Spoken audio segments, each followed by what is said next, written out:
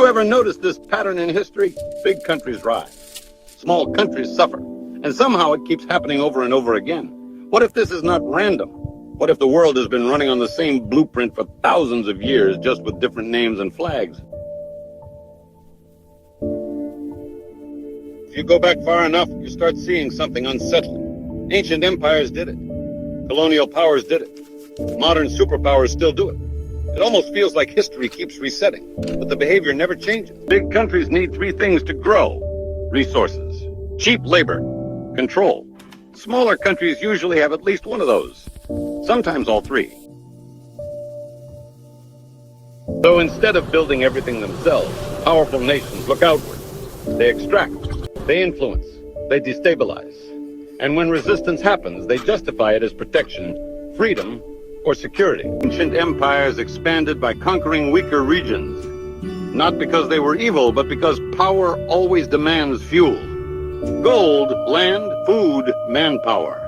Once the resources were drained, those regions were left weakened while the empire thrived. Same story, different century. Fast forward to today and the tactics look cleaner, but the goal feels familiar.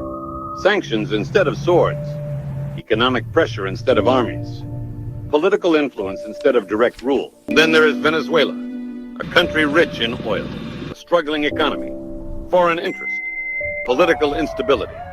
Some call it intervention, others call it exploitation. But the pattern fits history almost too perfectly. Here is the uncomfortable question. Is this about helping smaller nations or keeping them dependent?